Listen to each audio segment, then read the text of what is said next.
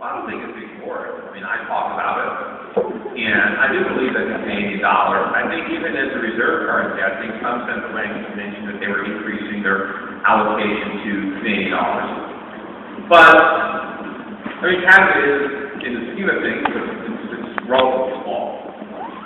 And so that's probably it. Maybe some people look at Canada as, the North Compartment is very close to the U.S., so maybe they don't take it as much of a diversification. But I mean, I think for anybody who wants U.S. dollars, I mean, it's stupid. Why buy U.S. dollars? Just buy Canadian dollars. That's their choice. If I can only hold one currency, Canada or U.S., it's a no-brainer. So I would take Canada. And when I was a kid, we used to we had Canadian money. We used to try to put them get them in vending machines. Canadian money, the Canadian quarter was Canadian money was 60 cents. And you guys are going to see that pretty soon. In a couple of years, American quarters are going to start to try to pass them off.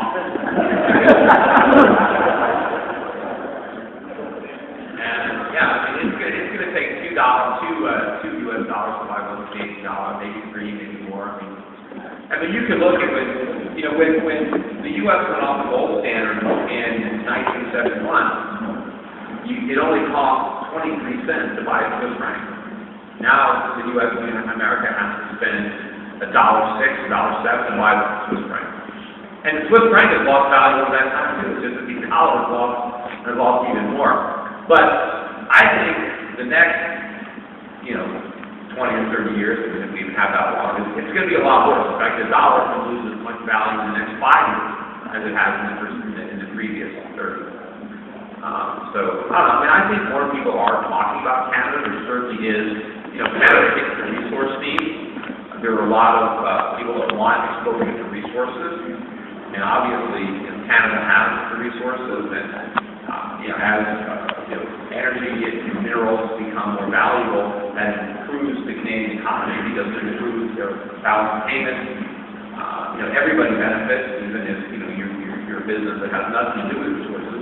You will benefit by the positive economic climate by growing a trade surplus, which will enable more imports of other goods that you don't produce. So, I think it is. I don't think it's being ignored at all. And I think as more money flows out of the dollar, a share of it will go to Canada. Okay. Well, on that note, if the U.S. dollar crashes, what would you foresee the immediate potential outcome for Canada broadly and commodities specifically? Well, a lot of that depends on what Canada does in reaction to the crash of the dollar. And the circumstances surrounding that crash. But ultimately, I think that there will be certain companies or businesses in China that will suffer, and there will be others that will thrive. It's going to depend on how they're exposed to the U.S. But as the dollar is crashing, it's crashing against something. Right? So if it's crashing against other currencies, then those countries are going to have the buying power that America lost. So when Canada thinks about, I lost this American customer, okay, well, you gained another customer. If it's simply crashing against the Canadian dollar, well, then Canadians have more purchasing power. And so there's just more domestic demand that's being created to replace the demand in the U.S. The fear is the reaction to this Canada panic. So they start printing more money because they think that, the Canadian dollar is rising, this is a terrible thing.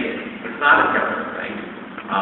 But it will depend. I think that there'll be a lot of potential immigrants from America coming to Canada, which would be a positive for Canada because more people coming to your country is a good thing, especially if they're coming to work.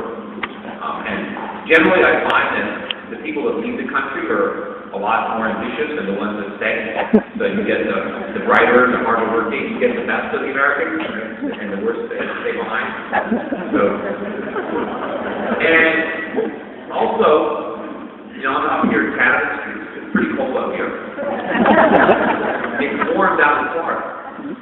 And so when the U.S. dollar crashes, there will be a lot of Florida real estate that you guys can buy real cheap.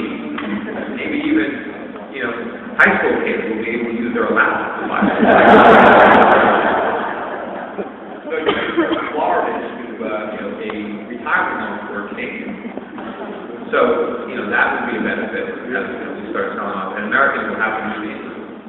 because the coast will be occupied by foreigners, which is what you see if you go to any kind of Caribbean island. You know, the native population doesn't live on the beach, it's all foreigners. That's how America works. I mean, there's a few Americans that will still have money, because there are Americans that own the right thing, but a lot of Americans are going to get wiped out because they own community bonds, treasuries, and they're dependent on pensions that are not going to be there.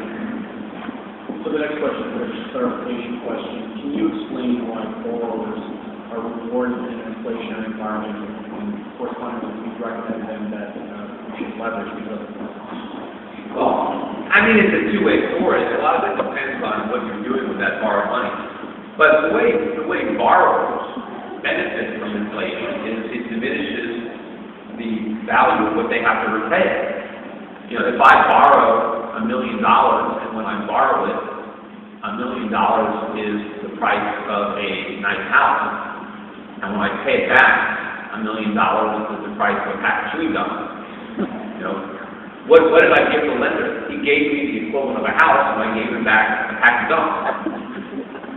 And what's the difference? The difference is my gain, because you know, I own this house now, or maybe I bought a house with money. The guy that loaned me the money, all he can buy is chewing gum. And the key to the inflation game as a debtor is to make sure your debt is fixed. Because if your debt is floating, then in high inflation, your interest rates will spiral off, and you might not be able to make a payment. And so the key is if you're going to take on debt as an inflation, make sure it's fixed for a long period of time, so that you never have to worry about the lender requiring you to make higher payments based on all the new inflation that they didn't anticipate when they made the loan. But inflation is a transfer. It transfers wealth from debtors who are required to buy if they keep this up over the next few years, because that dwarfs what they already hold. It's not just incremental. We're not asking them to buy a few $100 billion. We're asking them to back up the truck and go all in on the dollar, right? And you know, that's what scares us. This is an interesting question, and people are starting to accumulate more precious metals. Can you comment on, and this particular question is asking you to comment on silver and banks that are issuing paper or service without any physical silver backing it? Is this the next shoe to go a little bit short? Well, I don't know what banks are doing this. Well, there's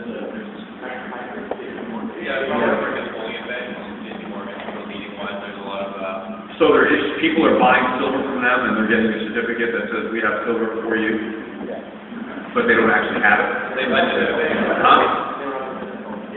Well, why would somebody even buy a certificate from them if they know they don't have it?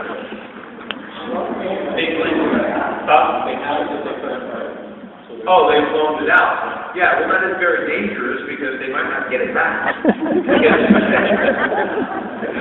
The people who borrowed it from them might not be able to get it back. So yeah, you know, the idea is when you own gold or silver, one of the beauties of it is that it's not somebody else's liability. So don't buy it from somebody who doesn't have it, because now you've taken silver and you've introduced an element of risk that, you know, by definition shouldn't be there. So if you're going to buy silver, make sure that you either take possession of it. If you're going to own it, you know, in an ETF where you know there's auditors that are saying, of course, auditors have said things that weren't true. You know, they're not. But if you know that it's been loaned out, right, you are taking a risk because you have a counterparty, and that counterparty, especially if the person who borrowed the money, who borrowed the gold from J.P. Morgan, went out and shorted it in the market, and now that they don't have it either. And then the price goes way up, and they can't afford to buy it back. So they tell J.P. Morgan, I don't have the money, so you can't give your silver. So now, what are they going to do? I mean, of course, they might get bailed out by the U.S. government. Of course, that would make silver prices go even more. But you're better off, you know, unless you're trying to leverage your silver. See, some people want to buy on margin, and therefore they have to give their silver to a third party as collateral to get a loan. But then, of course, you're introducing a whole speculative element. But if you're buying unleveraged silver, either store it yourself, you know, or have it someplace. We keep silver for clients in the First Mint in Australia, where, you know, it's required by law that it's there, they can't loan it out. I also have a company work such precious metals that, we deliver silver and gold, to your house, and you store it yourself, put it someplace. And,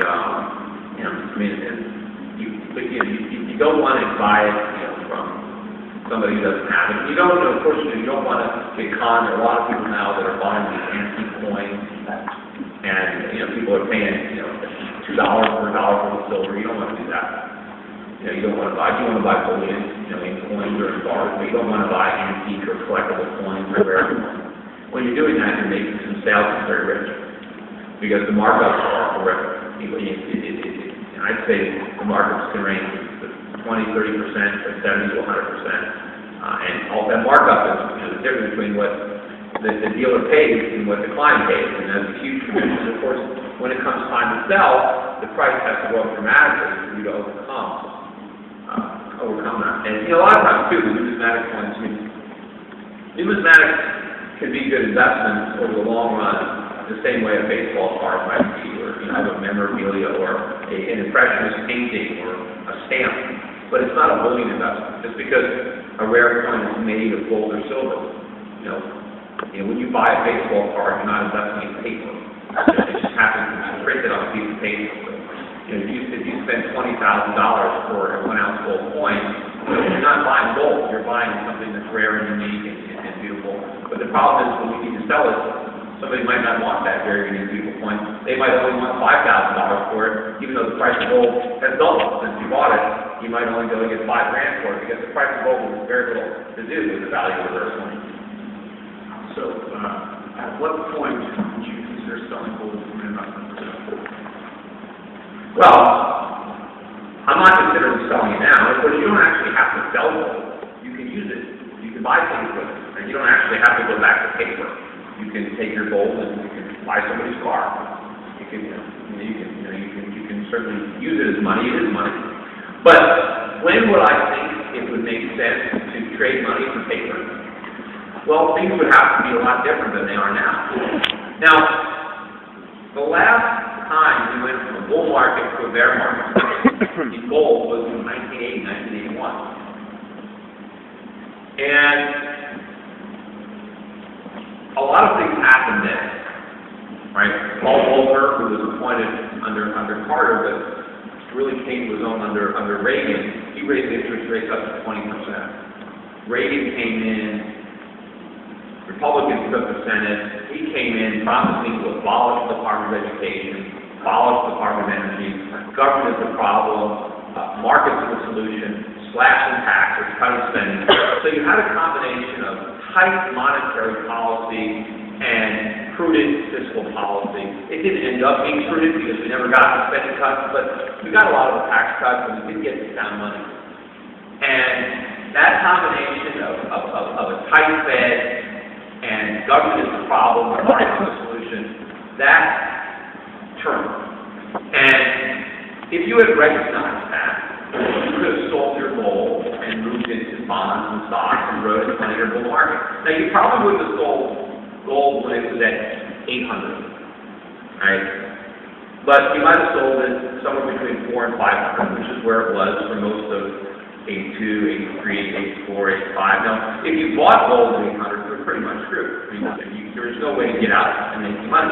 But that bull market started when gold was at $35 an ounce in 1970. So if you recognize the problem and you bought your gold at $35 an ounce, $50 an ounce, $100 an ounce, even if you didn't get out at 800, getting out at 400 or 500 was fine. And you were able to buy bonds that were yielding 15%. You could have bought 30-year Treasury 15%. You could have bought the Dow Jones with a 6% yield at 1,000. So you could have rode a big bull market. Now the question is, are we going to have a situation in the future that is similar where we need to get out of gold and back into bonds or stocks? Now I hope the answer is yes.